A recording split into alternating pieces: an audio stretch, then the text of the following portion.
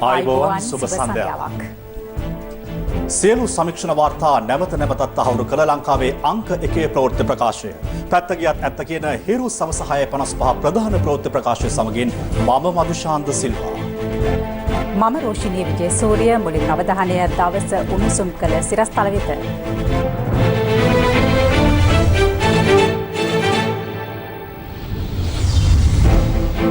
රාජිත සේනාරත්න අධිකරණය හමුවට ඉදිරිපත් කරන්නයි අධිකරණයෙන් CIDට නියෝග. CID නිලධාරීන් බත්තරමුල්ලේ පිහිටි රාජිතගේ නිවසට යයි.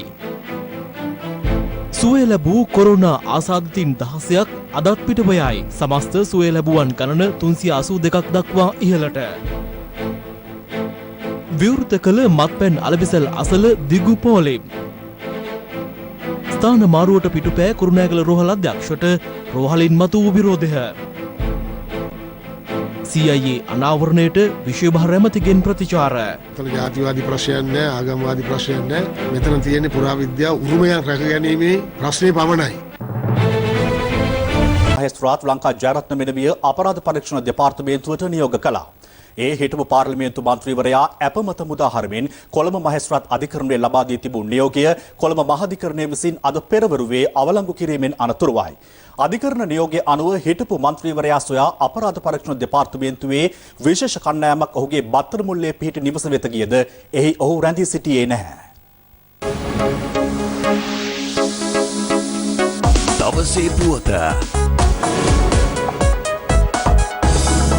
හිටපු පාර්ලිමේන්තු මන්ත්‍රී රාජිත සේනාරත්න අත්අඩංගුවට ගැනීමට අපරාධ පරීක්ෂණ දෙපාර්තමේන්තුව වරෙන්තු ලබා ගත්තේ සුදුවෑන් රියදුරෙකු ලෙස සුදුවෑන් රියකින් පැහැරගෙනු පුද්ගලයෙකු ලෙස පෙනී සිටිමින් පැවැත් වූ ප්‍රවෘත්ති සාකච්ඡාවකට අදාළවයි. කෙසේ වෙතත් මන්ත්‍රීවරයා රෝහල්ගතව සිටීම හේතුවෙන් ඔහු අත්අඩංගුවට ගැනීමට හැකි වූයේ නැහැ. මේ අතරතුර හිටපු පාර්ලිමේන්තු මන්ත්‍රීවරයා අපමත මුදාහරණ ලෙස පසුගිය වසරේ දෙසැම්බර් මාස 30 වෙනිදා කොළඹ ප්‍රධාන මහේස්ත්‍රාත්වරිය නියෝග කළා. එම නියෝගයට එරෙහිව කොළඹ මහාධිකරණ හමුවේ නීතිපතිවරයා විසින් ගොනු කෙරුණු ප්‍රතිශෝධන පෙත්සමක තීන්දුව ලබා දෙමින් කොළඹ මහාධිකරණ විනිසුරුවරයා අදාළ අප නියෝගය අද අවලංගු කළා. තීන්දුව ප්‍රකාශයට පත් කරමින් විනිසුරුවරයා සඳහන් කළේ කොළඹ ප්‍රධාන මහේස්ත්‍රාත්වරිය විසින් ලබා දී තිබූ තීන්දුව නීතිමය වශයෙන් මෙන්ම සිද්ධිය වශයෙන්ද දෝෂ සහගත බවයි.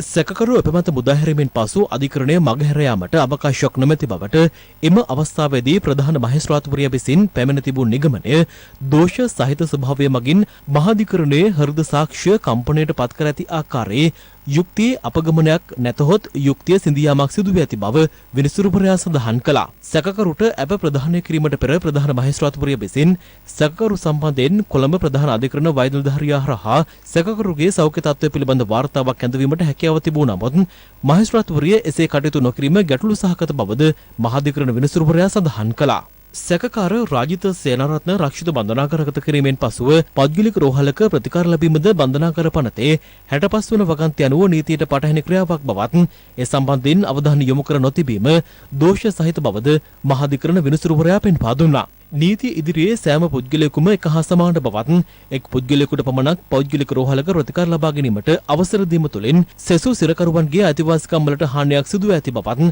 මහාධිකරණ විනිසුරුවරයා සිය නියෝගය මගින් වැඩිදුරටත් පෙන්වා දුන්නා. ඒ අනුව සැකකරුට අප ලබා දීමේදී ඊට අදාළ සිද්ධියේ සහ අනුගමනය කර ඇති නීතිමය තත්වයේ දෝෂ සහිත තත්වයන් රැසක් පවතින බැවින් සැකකාර රාජිත සේනාරත්න අපමත මුදාහරමින් ඉකුත් දෙසැම්බර් 30 වෙනිදා කොළඹ ප්‍රධාන මහේස්ත්‍රාත්වරිය ලබා දුන් අප නියෝගය මහාධිකරණයේ ප්‍රතිශෝධන බලතල ක්‍රියාත්මක කරමින් ඉවතලන බව මහාධිකරණ විනිසුරු මංජුල තිලකරත්න මහතා විවෘත අධිකරණයට දැනුම් දුන්නා. මහාධිකරණ නියෝගයට අනුව අවශ්‍ය ඉදිරි ක්‍රියාමාර්ග ගන්නා ලෙස උගත් ප්‍රධාන මහේස්ත්‍රාත්වරියට නියෝග කරන බවද මහාධිකරණ විනිසුරුවරයා වැඩිදුරටත් සඳහන් කළා. රාජිත සේනාරත්න අධිකරණ හමුවට ඉදිරිපත් කරන ලෙස කොළඹ ප්‍රධාන මහේස්ත්‍රාත්වරිය අපරාධ පරීක්ෂණ දෙපාර්තමේන්තුව නියෝග කළේ ඒ අනුවයි. අධිකරණ නියෝගය අනුව හිටපු පාර්ලිමේන්තු මන්ත්‍රී රාජිත සේනාරත්න සොයා අපරාධ පරීක්ෂණ දෙපාර්තමේන්තුවේ විශේෂ කණ්ඩායමක් අද පස්වරුවේ බත්තරමුල්ල ප්‍රදේශයේ පිහිටි ඔහුගේ නිවස වෙත ගියා.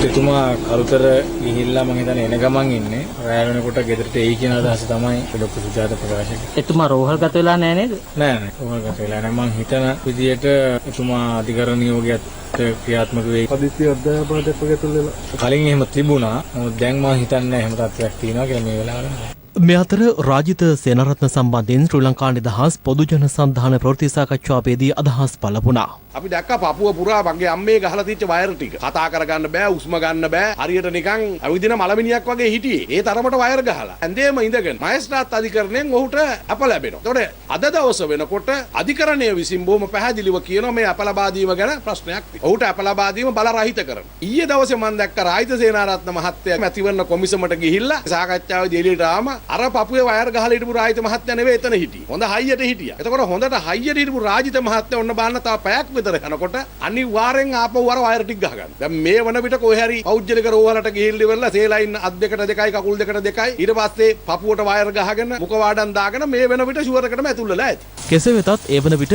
අදාළ නිවසේ හිටපු මන්ත්‍රීවරයා රැඳී සිටියේ නැහැ. මේ අතර අප වාර්තාකරු පැවසුවේ කළුතර ප්‍රදේශයේ පිහිටි රාජිත සේනාරත්නට අයත් නිවසකද ඔහු රැඳී සිටින ආකාරය දක්නට නොලැබුණු බවයි. මෙම සිද්ධියට පාදක වූ ප්‍රවෘත්ති සාකච්ඡාව පැවැතුනේ පසුගිය ජනාධිපතිවරණ සමයේදී. සුදුවෑන් රියදුරකු සහ එමගින් පැහැරගෙන පුද්ගලයෙකු ලෙස පෙනී සිටිමින් දෙදෙනෙකු ප්‍රවෘත්ති සාකච්ඡාව පැවැත්වුවේ රාජිත සේනාරත්න හිටපු අමාත්‍යවරයාගේද සහභාගීත්වයෙන්. උන්වහන්සේලාට මතක ඇති පසුගිය රජයේ සුදුවෑන් සංස්කෘතිය. දැන් මේ සුදුවෑන් එකක් ඒ සුදුවෑන් එක අයිතිකරු තමා සහ රියදුරු තමයි මේ මගේ දකුණු පසින් ඉන්නේ. ෆර්නෑන්ඩෝ මහත්මයා. ඒ වගේම ගේ සුදුවෑන් එකෙන් ගිහිල්ලා ලංකාවේ දෙන්නෙක් බේරුණා. මහත් ආන්දෝලනයට තුඩු දුන්න මෙම සිදුවීම සම්බන්ධයෙන් අපරාධ පරීක්ෂණ දෙපාර්තමේන්තුව විමර්ශන ආරම්භ කළ අතර ප්‍රවෘත්ති සාකච්ඡාවට එක් වූ පුද්ගලයන් දෙදෙනා පසුගිය දෙසැම්බර් 14 වෙනිදා අත්අඩංගුවට ගැනුණා. අදාළ විමර්ශනයට අනුව සැකකාර රාජිත සේනාරත්න අත්අඩංගුවට ගැනීමටත් අපරාධ පරීක්ෂණ දෙපාර්තමේන්තුව වරෙන්තු ලබා ගත්තේ මේ අතරතුරයි. නමුත් දින දෙකක් තිස්සේ සංගව සිටි හිටපු පාර්ලිමේන්තු මන්ත්‍රීවරයා පසුගිය වසරේ දෙසැම්බර් 26 වෙනිදා හදිසියෙම නාරහෙම්පිට පිහිටි පෞද්ගලික රෝහලක හෘද දැඩි සත්කාර ඒකකයට ඇතුළත් වුණා. ඔහුව රක්ෂිත බන්ධනාගාරගත කිරීමට නියෝග නිකුත් කෙරුණත් දිගින් දිගටම මන්ත්‍රීවරයා රෝහල තුල රැඳී සිටීම හේතුවෙන් බන්ධනාගාර නිලධාරීන්ට සිදු වුණේ රෝහලට පැමිණ යලි පිටව යාමටයි. මේ අතරතුර දෙසැම්බර් 30 වෙනිදා කොළඹ ප්‍රධාන මහේස්ත්‍රාත්වරිය රාජිත සේනාරත්න හිටපු පාර්ලිමේන්තු මන්ත්‍රීවරයා අපමත මුදාහැරීමට නියෝග කළා. ඒ ඔහුට විරුද්ධ චෝදනා අප ලබා දීමට ප්‍රමාණවත් බව ප්‍රකාශ කරමින් කෙසේ වෙතත් තවත් දින කිහිපයක් රෝහලේ රැඳී සිටි හිටපු පාර්ලිමේන්තු මන්ත්‍රීවරයා දින 19කට පසු රෝහලෙන් පිටව ගියේ ජනවාරි 14 වෙනිදායි. කෙසේ වෙතත් මේ වන විට කොළඹ ප්‍රධාන මහේස්ත්‍රාත්වරිය ලබා දුන් අපමත මුදාහැරීමේ නියෝගය අවලංගු කරන්නයි නීතිපතිවරයා විසින් කොළඹ මහාධිකරණය හමුවේ ප්‍රතිශෝධන පෙත්සමක්ද ගොනු කර තිබුණා. මහාධිකරණ විනිසුරු මංජුල තිලකරත්න මහතා අද පෙරළුවේ ප්‍රකාශයට පත් කළේ එම නඩුවේ තීන්දුවයි.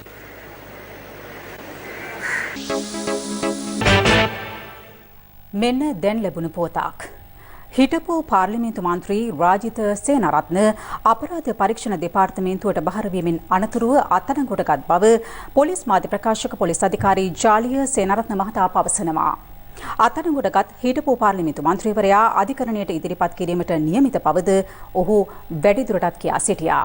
එම ප්‍රවෘත්තිය නැවතත් හිටපු පාර්ලිමේන්තු මන්ත්‍රී රාජිත සේනාරත්න අපරාධ පරීක්ෂණ දෙපාර්තමේන්තුවට බහර වීමෙන් අනතුරුව අත්අඩංගුවටගත් බව පොලිස් මාධ්‍ය ප්‍රකාශක පොලිස් අධිකාරී ජාලිය සේනාරත්න මහතා පවසනවා. අත්අඩංගුවටගත් හිටපු පාර්ලිමේන්තු මන්ත්‍රීවරයා අධිකරණයට ඉදිරිපත් කිරීමට නියමිත බවද ඔහු වැඩිදුරටත් කියා සිටියා.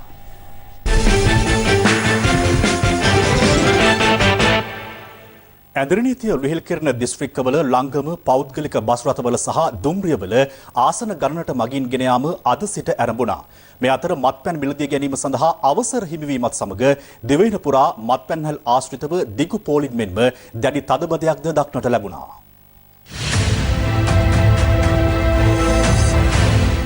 ඇඳරණීතිය ක්‍රියාත්මක කොළඹ සහ ගම්පහ දිස්ත්‍රික්කවල සුපිරි වෙළඳසල්වල පමණක් අද සිට මත්පැන් අලෙවි කිරීමට සුරාබ දෙපාර්තමේන්තුව අවසර දී තිබෙනවා. ඒ අනුව අද පෙරවරුවේ සිටම කොළඹ සහ ගම්පහ දිස්ත්‍රික්කවල සුපිරි වෙළඳසල්වලට අයත් මත්පැන් අලෙවිසල් ආශ්‍රිතව දිගු පෝලිම් පැවතියා. ඇයි මෙච්චර මේ පොලිමේ ඉන්නේ පාරින් දන්නේ පොලිම? ඉඳලා ඉట్లా හරි ඇල්කොහොල් ටිකක් ඇඟට වැටෙන්න ඕනේ. පොර බෑග් එකකුත් අර මොකද්ද මේ මොනවා ගෙනියන්නද? බඩුද? ඔව් අර පොරයක් ගෙනියන්න ආවේ. යනවා කියන්නේ නැහැ. දැන් කිව්වේ මම බාර් එක පැත්තට යනවා කියලා ඔයාම දැන් කිව්වනේ. ඒත් එකක් කරගෙන හાર્ට් පේෂන්ට් කෙනෙක් කියලා බාර් වල යන්න. ඔයාගේ දවසට ඇවිල්ලා ගන්න. මම යන්න ලොක්කෝ. ඔය යන්න මෙන්න. වාට යන්න බෑ. අන්තිම 5 ඉලක්කම් වලට විතර යන්න.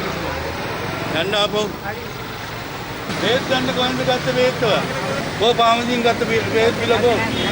ඉතින් ස්වාමීජී කියන මෙහෙ යන්නේ කොහෙද යන්න කරුණා කළා. දැන් පිටිපස්සෙන් බාරගෙන යන්නේ නැද්ද? ඈ? ඒවට යන්න බෑ. යන්න හරි. අද තියෙන්නේ 5ටයි 6ටයි යන්න. ඔබතුමාගේ දින කියන්නේ 4. අද 4ට එන්න බෑ. මොකද අද ඇරෙස්ට් කරනවා එයාල්කොට අපි ආවොත්.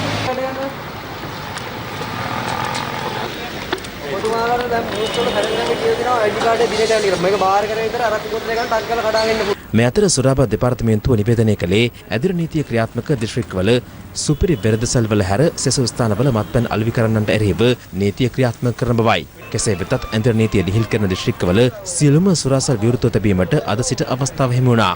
ඒ අනුව අද පෙරවරුවේ සිටම එම දිස්ත්‍රික්කවල මත්පැන්හල් ආශ්‍රිතව දක්නට ලැබුණේ දැඩි තදබදයක්.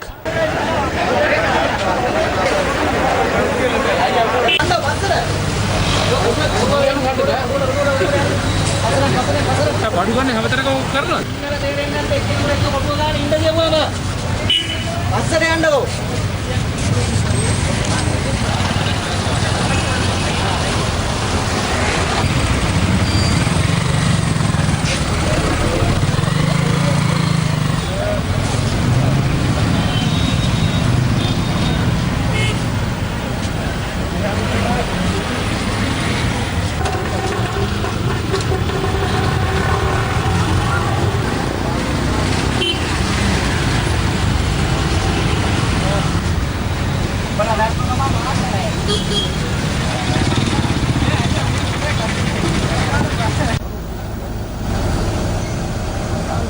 අද සතුටු නේද?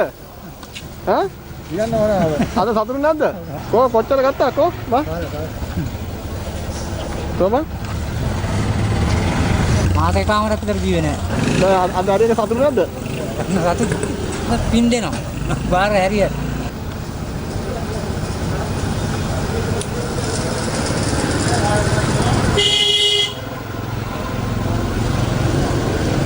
හොඳයිද? මල්ලි මොකද පොලිනේ? මේ කියලා මැද මේ නැති කරන්න. මොකද්ද? මේ කොණ්ඩ කොණ්ඩර කළා තමයි දෙන්නේ. ආයි ඉල්ලන තරම් දෙන්න. වයින් කරුණාකරලා යන්න වස්තර. ඊට තුරුතෙන් තේරෙන්නේ නැද්ද කියන කතාව නැත්තම් වහනවා ඈ. අද මෙච්චර ව්‍යාසනයකට රටපත් වෙලා තියෙද්දී මේ මිනිස්සු මැරෙන්න හදනවා මේ අරක්කු ටිකක් බීගෙන මත් වෙලා දඟලන්න. බලන්නකෝ ඉන්න හැටි මැස්සම දුරු වගේ. ඕඩයිනේ. තේරුම් ගන්නේ මේ මිනිස්සු මොනවද කරන්න කියලානේ.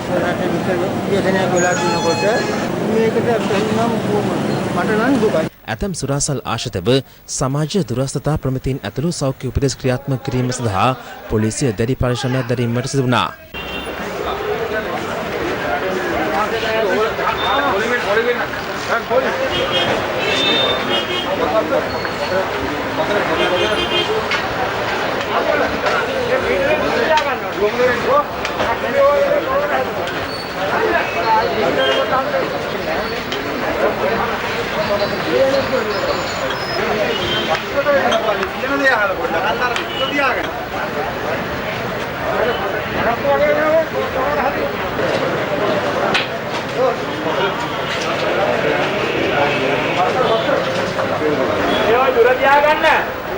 ශ්‍රී ලංකාව යථාවත් කිරීමේ රජයේ තීරණයට සමගාමීව අද දිනේදී පෙර දින දෙකට සාපේක්ෂව රාජ්‍ය මෙන්ම පෞද්ගලික අංශයේ සේවකින් විශාල පිරිසක් දුම්රිය සහ බස් රථ මගින් කොළඹට පැමිණියා. කොළඹ රාජ්‍ය හා පෞද්ගලික රැකියා සඳහා පැමිණි මගින්ගේ උෂ්ණත්වය පරීක්ෂා කිරීම අදත් කොටුව සහ මරදාන දුම්රිය ස්ථානවලදී ක්‍රියාත්මක කෙරුණේ මෙලෙසයි.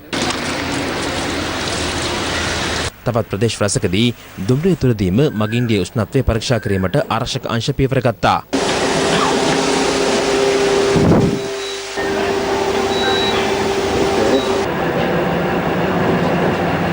අද පෙරවරුවේ පිටකොටුව ලංකම් බස් නැවතුම් පොළට ඊට වඩා වැඩි පිරිසක් පැමිණ සිටි අතර ඔවුන් බස් රථවලට නැගීමට උත්සාහ කිරීමේදී යම් තදබදයක් දක්නට ලැබුණා.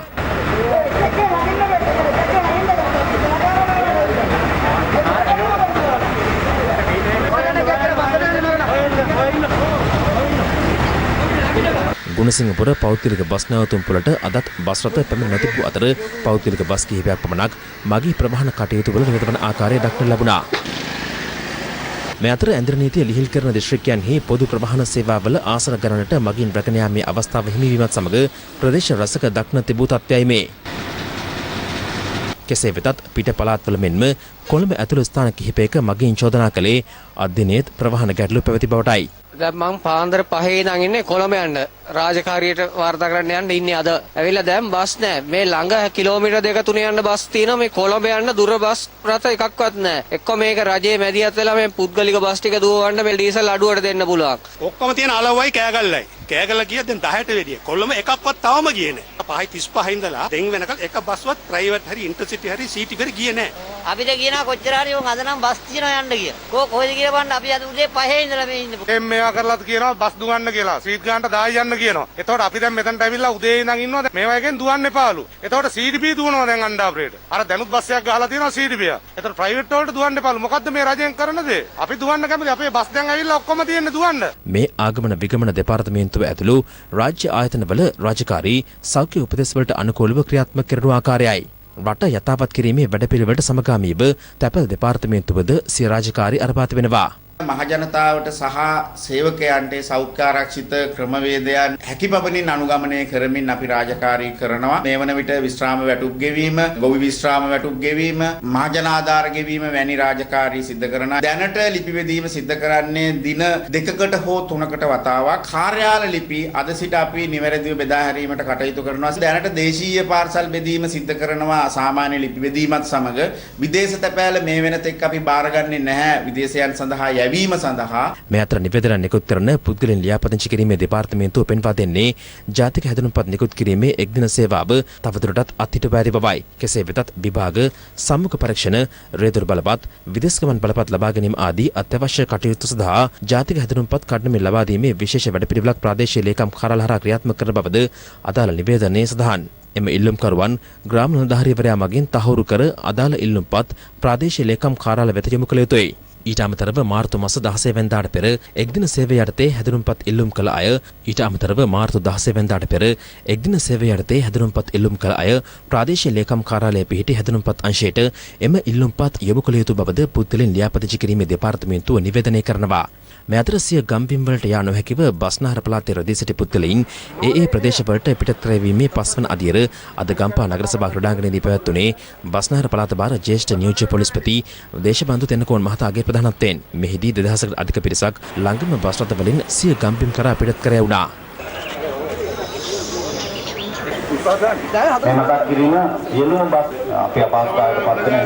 ගරු අග්‍රාමාත්‍යතුමා විසින් උපදෙස් දීලා තිබෙනවා මේ වැඩපිළිවෙල ඉතා ඉක්මනින් මේ පිරිස තමයි ගම්බිම් බලා යාමට අවස්ථාව සලසන්න කියලා. ඒ අනුව හෙට මීගමුව ප්‍රදේශයේ ඉන් පසුව කළුතර ප්‍රදේශයේ රැඳී ඉන්න පිරිස ඉතා ඉක්මනින්ම තමන්ගේ ගම්බිම් බලා පිටත් කර හැරීමට ක්‍රියා කරනවා. පොලිස් ස්ථාන වෙත මේගොල්ලෝ ගිහින් බාර දුන්නට පස්සේ ඒ අයව තමන්ගේ නිවාසවලදී දවස් 14ක හෝ දවස් 28ක නිරෝධායන ක්‍රියාවලියකට එයාට ඉඳ සිද්ධ වෙනවා.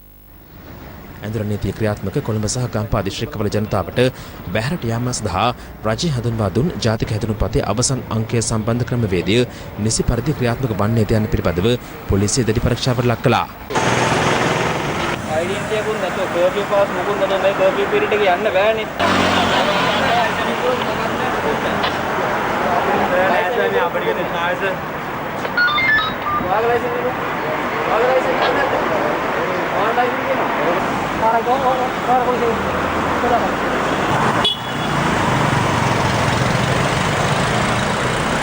මේ අතර ප්‍රදේශ රසක ජනතාව මුව ආවරණ පැළඳීම ඇතුළු සෞඛ්‍ය ආරක්ෂිත උපදෙස් අසලකමින් නගරවලට පැමිණ සිටින ආකාරයද අප වාර්තාකරුවන්ගේ කැමරාවල මෙලෙස සටහන් තිබුණා.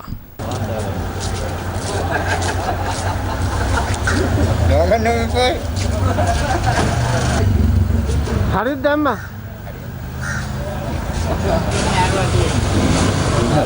කො මාක්ස් එක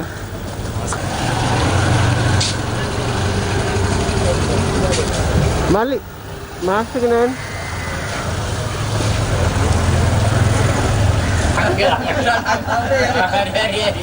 මාක්ස් එක දාගන්න කියලා තියෙන කොහමද? මාක්ස් එක දාගන්න ජාතික හැඳුනුම්පතේ අවසාන අංකය අනුව බැහැර යාමේ ක්‍රමවේදය යටතේ හෙට දිනේදී බැහැර යාමේ අවස්ථාව හිමිවන්නේ ජාතික හැඳුනුම්පතේ අවසාන අංකය 7 හෝ 8 ලෙස සටහන් වන පුද්ගලයන්ටයි.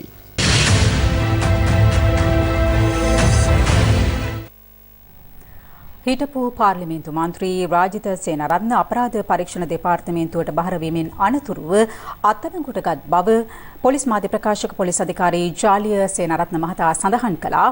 ඔහු පැවසුවේ අත්අඩංගුවටගත් හිටපු පාර්ලිමේන්තු මන්ත්‍රීවරයා අධිකරණයට ඉදිරිපත් කිරීමට නියමිත බවයි. මේ පිළිබඳ නවතම තොරතුරු දැනගැනීම සඳහා අප දැන් සම්බන්ධ කරගන්නවා කොළඹ අපරාධ පරීක්ෂණ දෙපාර්තමේන්තුව ඉදිරිපිට රැඳී සිටින හිරු ප්‍රවෘත්ති අංශයේ මහේෂ් සේනරත්න. මහේෂ් ඔරෝෂණී මා මෙහොතේ රැඳී සිටින්නේ අපරාධ පරීක්ෂණ දෙපාර්තමේන්තුව ඉදිරිපිට මීට ටික වේලාවක් පෙර සුදුවෑන් ප්‍රවෘත්ති සාකච්ඡාවට අදාළව හිටපු පාර්ලිමේන්තු මන්ත්‍රී රාජිත සේනරත්න අපරාධ පරීක්ෂණ දෙපාර්තමේන්තුවට බහර වීමෙන් අනතුරුව අත්අඩංගුවට ගෙනුණා. මේ මොහොත වන විටත් අපරාධ පරීක්ෂණ දෙපාර්තමේන්තුව තුල රැඳී සිටින රාජිත සේනරත්නගෙන් ප්‍රකාශ ලබා ගනිමින් සිටින බවයි වාර්තා වන්නේ. මේ මොහොත වන විට අපරාධ පරීක්ෂණ දෙපාර්තමේන්තුව ඉදිරිපිටට රාජිත සේනරත්නට සහාය පළ කරමින් හිටපු පාර්ලිමේන්තු මන්ත්‍රීවරුන් කිහිප දෙනෙකුද පැමිණ සිටින ආකාරයක් අපට දැක ගැනීමට හැකියාවක් ලැබුණා. එවැගේම රාජිත සේනරත්න හිටපු මන්ත්‍රීවරයා වෙනුවෙන් පෙනී සිටින නීතිඥවරයෙක් අප සමග සඳහන් කළා. අපරාධ පරීක්ෂණ දෙපාර්තමේන්තුවේ අත්අඩංගුවේ සිටින රාජිත සේනරත්න තවත් ටික වේලාවකින් ප්‍රකාශ ලබා ගැනීමෙන් අනතුරුව කොළඹ අලුත්කඩේ ප්‍රධාන මහේස්ත්‍රාත්වරයා හමුවට ඉදිරිපත් කිරීමට නියමිත වග මේ මොහොත වන විටත් මාධ්‍යවේදීන් එවැගේම හිටපු පාර්ලිමේන්තු මන්ත්‍රීවරුන් වගේම විශාල පිරිසක් අපරාධ පරීක්ෂණ දෙපාර්තමේන්තුව ඉදිරිපිට රැඳී සිටමින් මෙහි නවතම තත්ත්වය සොයා බැලීම සඳහා පැමිණ සිටිනවා. අප සූදානම් මෙහි නවතම තොරතුරු සමගින් නැවත හමුවන්න දැනට සමුගන්නවා සජිත් වික්‍රමනායක සමගින් මම මහේෂ් සේනරත්න අපරාධ පරීක්ෂණ දෙපාර්තමේන්තුව ඉදිරිපිට සිට. ස්තුතියි මහේෂ් තොරතුරු ගෙනාවට. විදේශීය වෙළඳපොළ තුල සෞඛ්‍ය ආරක්ෂණ උපකරණ සඳහා ඇති ඉල්ලුම හරහා දේශීය ආර්ථිකය ශක්තිමත් කරගත හැකි බව ශ්‍රී ලංකා ආයෝජන මණ්ඩලයේ අධ්‍යක්ෂ ජෙනරාල් සංජය මොහොට්ටාල මහතා පවසනවා. ඔහු මේ බව සඳහන් කළේ අද පෙරවරුවේ හිරු ටීවී ඔස්සේ විකාශය වූ රට සහ හෙට වැඩසටහනට එක්වෙමින්. පවතින තත්ත්වයේ හමුවේ මෙරට ඇඟලුම් කර්මාන්තය මුහුණ පා ඇති ගැටලු සම්බන්ධයෙන්ද මෙහිදී සාකච්ඡා වුණා.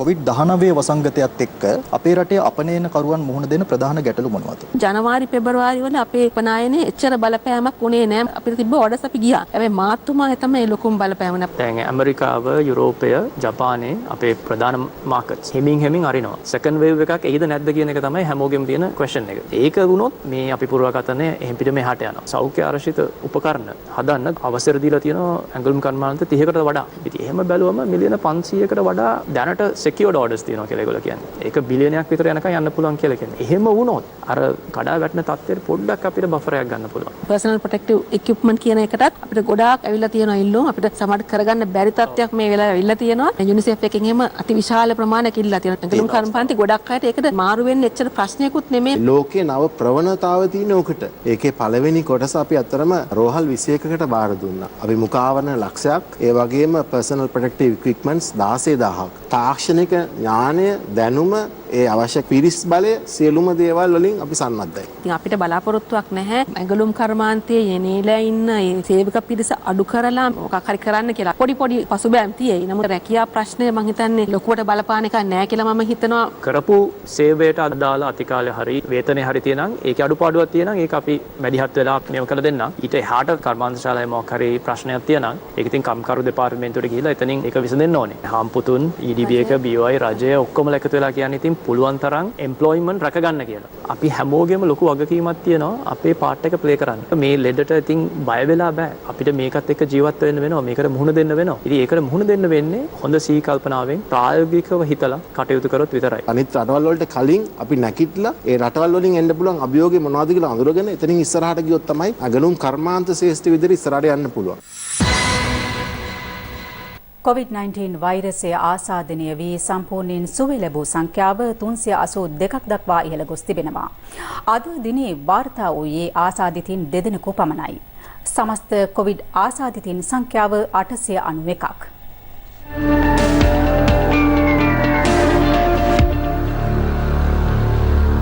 COVID-19 ආසාදනය වී ප්‍රතිකාර ලැබූ 7 දෙනෙකු හෝමාගම මූලික රෝහලින්, කාන්තන්කුඩි මූලික රෝහලින් 6 දෙනෙකු, නැගෙනහිර කොළඹ මූලික රෝහලින් 2 දෙනෙකු සහ ජාතික බෝවන රෝග විද්‍යායතනින් එක් අයෙකු සුව ලබා අපිට ගොස් තිබෙනවා. ඒ අනුව COVID ආසාදනය වී සම්පූර්ණයෙන් සුව ලැබූ රෝගීන් ගණන 382ක්. ජීවිතක්ෂයට පත් වූ සංඛ්‍යාව 9ක්. ඊයේ හමු ආසාදිතයින් 20 දෙනාගෙන් 17 දෙනෙකු නාවික හමුදා සමාජිකයින් වන අතර තවත් දෙදෙනෙකු ඔවුන්ගේ සමීපතමින් වන අතර අනෙක් පුද්ගලයා ඩුබායිහි සිට පැමිණ නිරෝධායනය සඳහා යොමු කර සිටි පුද්ගලයෙක්. රට ක්‍රමක්‍රමයෙන් විවෘත කරගෙන යන අවස්ථාවේ 90%ක් ගත්තාම ඉතා හොඳ තත්වයක පවතිනවා. බාහිරින් වෛරසය නැවත ඇතිවීමේ අවස්ථාව මේ වෙලාවේ ඉතාම අවමයි. මොකද ඒ පැමිණෙන හැමදෙනාම නිරෝධායන මධ්‍යස්ථාන වලට ඇතුල් කරන බැවින් මේක සතියකට දෙකකට කරන දෙයක් නොවේ. ඉදිරියේදී අපිට සිදු වෙයි ගුවන් තොටුපළ විවෘත කිරීමට. ඒ අවස්ථාව වන විට අපේ ජනතාව සියලුම ආයතන රජයේ පෞද්ගලික ව්‍යාපාර කුඩා ව්‍යාපාර ඒ සියලුම අය හොඳට මුවහත් තත්වයක තිබෙන්න ඕන තමන් කරන මේ ක්‍රියා පිළිබඳව. ඒ නිසා බස් රථවල 100% දුරස්ථභාවය අමාරුයි සම්පූර්ණයෙන් පවත්ව ගන්න, ස්වස්ථතාවය අනිවාර්යෙන් පවත්ව ගන්න. කරුණාකරලා සැනිටයිසර් සවි කරන්න මේ බස් රථවල. මේ අතර නාවික හමුදා මාධ්‍ය ප්‍රකාශක ලුතිනන්ට් කමාන්ඩර් ඉසුරු සූරියබණ්ඩාර මහතා ප්‍රකාශ කළේ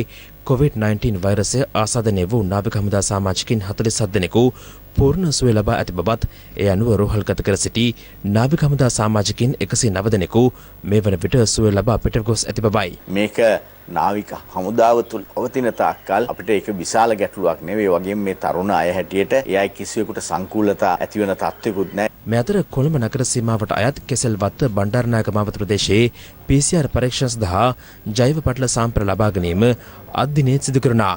අද 49 දෙනෙකුගේ ජෛව පටල සාම්ප්‍ර ලබාගත් බවයි සෞඛ්‍ය අංශ පැවසුවේ. මේ අතර වවුනියාව පොම්පෙමඩු යුද හමුදා කඳවුරට අයත් නිරෝධායන මධ්‍යස්ථානයේ නිරෝධායනය අවසන් කළ පුද්ගලයන් 129 දෙනෙකු අද නිවෙස් වෙත පිටව ගියා. ඔවුන් තනමල්බිල, නාවලපිටිය, කොළඹ, අවිස්සාවේල්ල ආදී ප්‍රදේශවල පදිංචිකරුවන්. මේ නෝම්බි කාලෙන් අපිට රෑ 3:00මාරට කෑම දෙන්න ඕනේ. කෑම එහෙම ලස්සනට ඒගොල්ලෝ ගෙනත් දුන්නා. 6:20ට ඒ වගේ ස්පෙෂල් කෑමක් දෙන්න තියෙනවා. ඒ ඔක්කොම අපිට දුන්නා. හිතපු විදිහට වැඩි හොඳට සැලකුවා. මේට වඩා සත්කාරයක් තවත් මේ වගේ මානසික විදියට කොහෙවත් මොන රටකවත් සිදු වෙන්නේ නැහැ. ඒ හින්දා කළ සේවය කියා නිම කරන්න බෑ. ටිකරු ජනාධිපතිතුමා මේ කරන සේවයේ වචනේ නිම කරන්න බෑ. කරපු සේවයට පින් දෙය. අනුරාධපුර නාවික හමුදා නිරෝධායන මධ්‍යස්ථානයේ නිරෝධායනය වූ නාවික හමුදා පවුල් වලට අයත් සමාජිකයන් 16 දෙනෙකු නිරෝධායන කාල සීමාව අවසන් කර අද පිටව ගියා.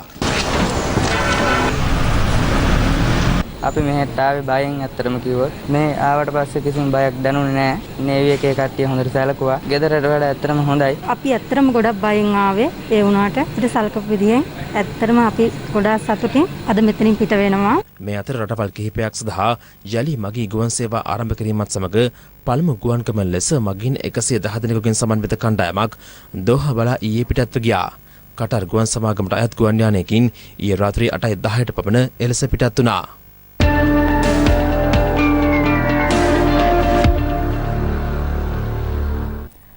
COVID-19 වෛරසය හේතුවෙන් මේ වන විට ලොව පුරා වාර්තා වන සමස්ත ආසාදිතයින් සංඛ්‍යාව 43,63,200 දක්වා ඉහළ ගොස් තිබෙනවා.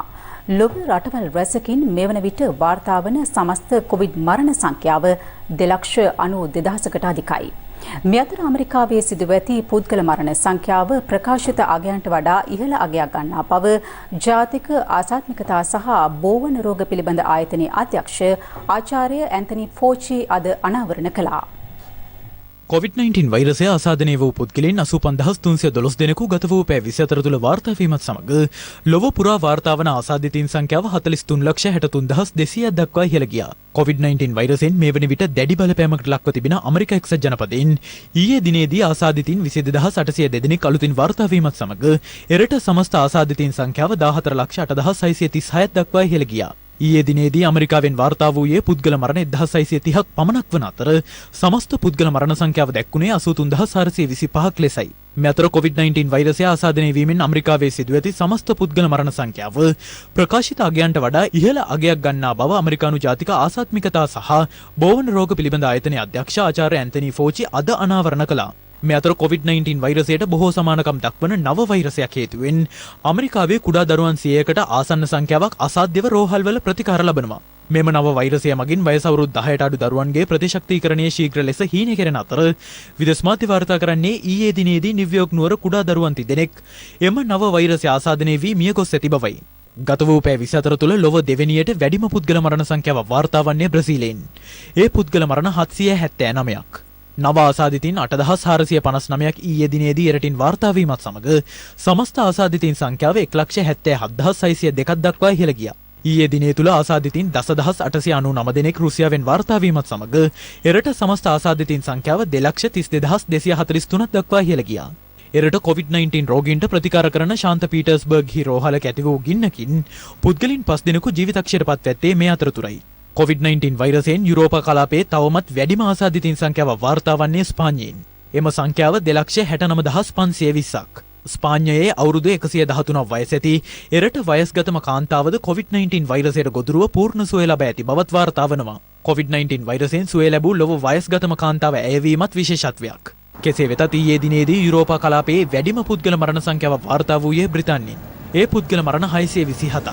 දකුණු ආසියාතික කලාපයේ වැඩිම COVID-19 ආසාදිතයින් සංඛ්‍යාවක් අසල්වැසි ඉන්දියාවෙන් වාර්තා වන අතර එම සංඛ්‍යාව ආසාදිතයින් 74292ක්.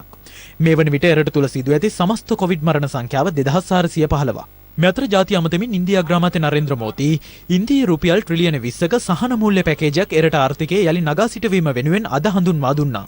මෙම පැකේජයේ යටතේ ගොවීන් සහ කුඩා ව්‍යාපාර සඳහා ප්‍රමුඛ සහන ලැබෙනු ඇති. මේ අතර ආසාදිතින් 19661 දෙනෙක් වාර්තා වන එක්සත් අරාබි එමිරාත් රාජ්‍යයේ පිහිටි ලොව උසම ඉදිකිරීම වන බර්ජ් ඛලීෆා ගොඩනැගිල්ල කේන්ද්‍ර කර ගනිමින් විශේෂිත ආධාර වැඩසටහනක් ක්‍රියාත්මක කර තිබෙනවා. එම ගොඩනැගිල්ලේ මිලියන 1.2ක් වන බාහිර විදුලි බුබුලු එරට වැසියන්ට එක් විදුලි බුබුලක් ඩිරම් 10ක් වැනි මුදලකට ආලෝකමත් කිරීමට අවස්ථාව ලබා දෙමින් විදේශ මාධ්‍ය වාර්තා කළේ මෙමගින් එක් රැස් වන මුදල් එරට COVID-19 හේතුවෙන් පීඩාවට පත්ව සිටින පුද්ගලයන්ට ආහාර සපයා දීමට යොදවන බවයි. ඊයේ දිනයට එදී තිබුණු ලෝක හෙද දිනයට උපහාරයක් ලෙස සමාජ මාධ්‍යයන්ගේ හුවමාරු වන අපූර්ව උපහාර පිදීම් පෙළක් මේ.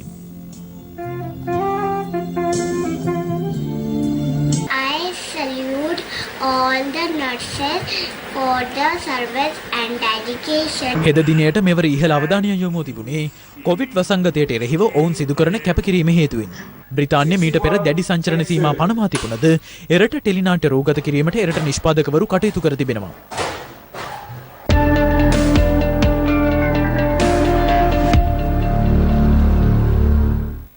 රටේ පවතින තත්ත්වය හමුවේ පාර්ලිමේන්තු මැතිවරණයක් කැඳවීම සම්බන්ධයෙන් අදත් පක්ෂ විපක්ෂ දේශපාලඥයින් අදහස් පළ කළා.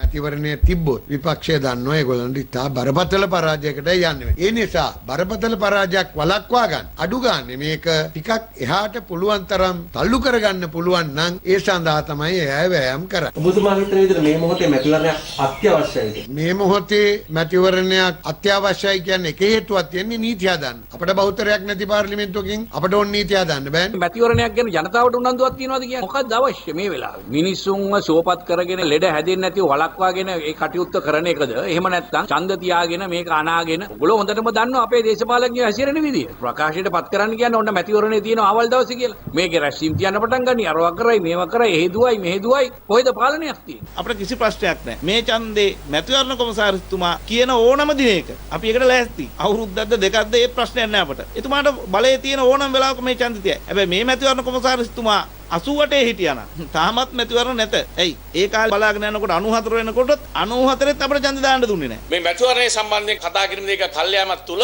පාර්ලිමේන්තු වහගෙන අද ප්‍රජාතන්ත්‍රවාදයේ මේ රටේ ජනතාවට අහිමි කරන තත්වයකට රජය කටයුතු කරනවා කියන එක පැහැදිලිව කියනවා. ප්‍රජාතන්ත්‍රවාදයේ තවදුරටත් ශක්තිමත් කිරීම පිළිබඳව එයාගේ උනන්දුවක් තියෙනවා නම් පැහැදිලිවම මැතිවරණය පිළිබඳව වඩාත් ඵලදායී වන ආකාරයට කතා කළ යුතුයි. මේ හොර කල්ලියට ඕනෑම වියදමක් දරාගෙන මැතිවරණයකට. තව මාසයක් එකමාර ප්‍රමාද වුණොත් බරපතල දේශපාලන අවශ්‍යකට මුහුණ දෙන්න සිද්ධ වෙනවා කියලා ඒගොල්ලෝ දන්නවා. අපි දැක්කා ඊයේ දවසේ එක්සත් ජාතික පක්ෂයේ කොළඹ දිස්ත්‍රික් අපේක්ෂක මහත්තයෙක් සමගි ජන බලවේගයේ සජිත් මහත්තයාගේ නාම යෝජනා ලබා දීපු එක නීති විරෝධී බවට ඔහු අධිකරණයට යනවා. ඉතින් මෙන්න මේ ඇතුලේ තියෙන කචල් එක තමයි මේ බේර ගන්න බැරුව තියෙන්නේ. මේ දෙකට කැඩිච්ච UMP එක බලනවා කොරෝනා ඉස්සරහට දාලා දීපු නාම යෝජනාත් කැන්සල් කරලා දාලා කොහොම හරි මේක ජොයින් කරගන්න පුළුවන්ද කියලා. එකතු වීමේ කිසිම ප්‍රශ්නයක් නැහැ. මොකද මේ අපි ඔක්කොම එක බත් පිඟාන එකට බෙදාගෙන කාපු අය. කවුරු හරි හිතනවා නම් මේ එකතු වීම අරමුණු කරගෙන මැතිවරණය කල් දානවා කියන එකයි වැරදි. මොකද අපි අප්‍රේල් 25ට අපි ලෑස්ති වෙලා හිටියනේ ඡන්දෙට ඉදිරිපත් වෙන්න. ඒ විපක්ෂයේ ලබන පරාජය අවම කරගන්නට මේ දෙගොල්ලෝ එකට එකතු කරගෙන යන්න තමයි උත්සාහ ගන්න. කලට වේලාවට මැතිවරණේ තියන්න කියලා ජනතාව ඉල්ලනවා නම් මේ මැතිවරණේ ලබා දෙන්න ඕනේ. අල් ජසීරා ජාත්‍යන්තර ප්‍රවෘත්ති සේවය වෙත අදහසක් පළ කරමින් ජනාධිපති නීතිඥ අලි සබ්රි මහතා ජාතිවාදී ප්‍රකාශයක් සිදු කර ඇති බව සිංහලයේ සංවිධානය සහ නව සිංහල සංවිධානය චෝදනා කරනවා. අද පැවති ප්‍රවෘත්ති සාකච්ඡා දෙකකදී ඔවුන් මෙම අදහස් පළ කළා. අලි සබ්රි මහත්මයා කියනවා ශ්‍රී ලංකාවේ මුස්ලිම් ජනතාවට එරෙහිව තර්ජන පවතින බවත් ඔවුන් වෛරයට පාත්‍ර වී ඇති බවත් සඳහන් කරමින් අල් ජසීරා නාලිකාවට ඉතාමත්ම ආందోලනාත්මක වාර්තාවක් නිකුත් කර තිබේ. අලි සබ්රි මහත්මයා පහුගිය කාලේ මේ ආණ්ඩු කීපයක් එකතු වෙලා රිෂාඩ් වගේ අන්තවාදී කල්ලි කණ්ඩායම් මේ රට තුල ඉස්මතු වෙන්නට අවශ්‍ය කරන ඉඩ සලසලා දුන්නා. අපි අහනවා තවත් රිෂාඩ් කෙනෙක්ද මේ බිහි වෙන්න හදන්නේ? අපි ආණ්ඩුවට කියනවා අලි සබ්රි අල් ජසීරා ප්‍රවෘත්ති සේවයට කළ ඒ ප්‍රකාශය ජනාධිපතිවරයාගේ හෝ ආණ්ඩුවේ නිල මතයද කියලා වහම් ප්‍රකාශයට පත් කරන්න ඕන. ඔහු පෙනී සිටින්නේ ජනාධිපති නීතිඥ මොහමඩ් අලි සබ්රි විදියට නෙවෙයි ජනාධිපතිවරයාගේ නීතිඥවරයා විදියට. ඒ නිසා මෙතන විශාල අරුබුදයක් තියෙනවා. අනිත් පැත්තෙන් ඔහු පෙනී සිටින්නේ රජයේ පාර්ශවයේ නියෝජනය කරමින්. ඒකට රජයේ පාර්ශවයේ නියෝජනය කරමින් ප්‍රකාශ දෙන අලි සබ්රි විශේෂයෙන්ම මේ මුස්ලිම් දේහයන් ආදාහනය කරනවද පුච්චනවද කියන එක ගැන තමයි ඔහු කියන්නේ. සජිත් ප්‍රේමදාස ඇතුළු ඒ වාදී සෙට් එක අනිත් පැත්තෙන් අල් ජසීරාවට ප්‍රකාශ දෙනකොට රජයේ පැත්තෙන් එකම එක ප්‍රකාශයයි ගන්න. ඒ ගන්නේ මේ අලි සබ්රි කියන. අප මෙම චෝදනා සම්බන්ධයෙන් ජනාධිපති නීතිඥ අලි සබ්රි මහතාගෙන් විමසීමක් කළා. ලෝකයේ රටවල් 182ක කොවිඩ් මරණය හේතු කොටගෙන ජීවිතක්ෂයට පත් වී ඇති අයට භූමි දානය කිරීම සඳහා අවස්ථාව ලබා තිබියදී ලංකාවේදී ඒ සම්බන්ධයෙන් අයිතිය ලබා නොදීම සම්බන්ධයෙන් කතිකාවක් ඇතිලා. ඒ කතිකාව ඇතිවෙච්ච වෙලාවේදී අප්‍රේල් මාසේ 1 වෙනිදා මම මගේ Facebook දිනුම හරහා පැහැදිලිවම ප්‍රකාශ කරලා තියෙනවා එවැනි දෙයක් සිදු කරලා තියෙන්නේ තාක්ෂණය මත වෛද්‍ය විද්‍යාව මත සහ විද්‍යාව මත නම් ඒ සම්බන්ධයෙන් මට ගැටලුවක් නැහැ. සියලුම ජනතාවය අනුගමනය කරන්න ඕනේ කියන. ඒක තමයි අල් ජසීරා එකේ සටහන් කරලා තියෙන්නේ. එහි කිසිම අවස්ථාවක මම ශ්‍රී ලංකාවට හෝ රජයට විරුද්ධව හෝ ලංකාවේ ජනතාවට විරුද්ධව කිසිම දෙයක් කියලා නැහැ. අග්‍රාමාත්‍යවරයා සමග ඊයේ පැවැත්වීමට නියමිතව තිබූ සාකච්ඡාව සම්බන්ධයෙන් තම පක්ෂයේම පුද්ගලයෙකු APDP සංවිධානයට තොරතුරු ලබා දී එම සාකච්ඡාව ප්‍රමාද කර ඇති බවට තමන් වෙත වාර්තා වී ඇතැයි දෙමළ ජාතික සංධානයේ මාධ්‍ය ප්‍රකාශක එම්.ඒ. සුමන්ත්‍රන් මහතා පවසනවා. අද පැවති ප්‍රවෘත්ති සාකච්ඡාවකදී ඔහු සඳහන් කළේ ඒ හරහා APDP සංවිධානය දමිළ සිරකරුවන් නිදහස් කර ගැනීම පිළිබඳ වාසියක් අත්කරගත් බවයි.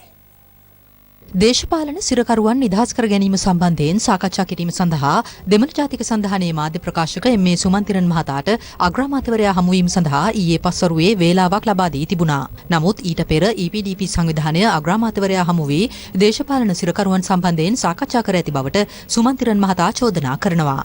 මයි 4 වෙනිදා අගමැතිතුමාගේ ගෙදරින් අපි කතා කරපු වෙලාවේදී දේශපාලන සිරකරු සම්බන්ධව ඒගොල්ලන්ව නිදහස් කරන්න ඕනේ කියලා එතුමා ඒ වෙලාවේ අපිට කිව්වේ ලයිස් මට ලබා දෙන්න. ඒක ලෑස්ති වුණාම අගමැතිතුමාට මම පණිවිඩයක් යවුවා. ඉන්පසුව ඊයේ දිනදී සවස් 7 මාරට තමන්ව හමු වෙන්න කියලා එතුමා මට කිව්වා. මේ අතරදී එතුමා මට දුන් ඒ කාලය වෙනස් කරන්න ඕනේ කියලා මට පණිවිඩයක් ආවා. ඒකට මම සොයා බැලු විට අපේ පක්ෂයේ ඉන්න කවුරුත් එතුමාගේ පක්ෂයේ කාටත් කියලා තමයි මේ හමුවීම නවත්තන්න කියලා තියෙනවා. EPDP හරහා තමයි ඒක කරලා තියෙන්නේ. EPDPට මේ ආරංචි ලැබුණාම තමන්ම ගිහිල්ලා ඊට ඉස්සෙල්ලා එතුමාට ලයිස්තුවක් දුන්නා කියලා අද මම පොතේ දැක්කා.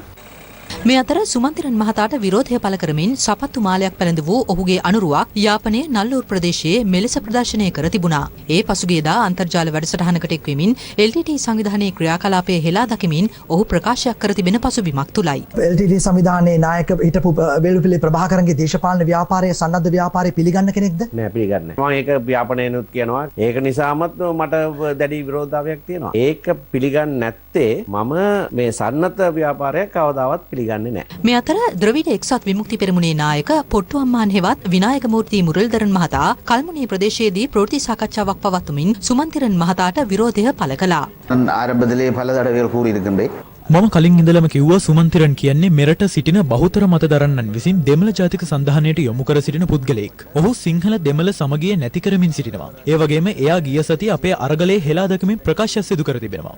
අපේ අරගලේ ඒ වකවානුවේ නිවැරදි දෙයක්. එය වැරදි කියන කාටවත් බෑ. මට තියෙන සැකය තමයි දෙමළ ජාතික සංධානයේ මේ අයුරින් දෙමළ ජනයාට විරුද්ධව ක්‍රියා කරමින් සිටියේදී ඇයි දෙමළ ජනතාව තවමත් ඔවුන්ට ඡන්දය දෙන්නේ කියලා.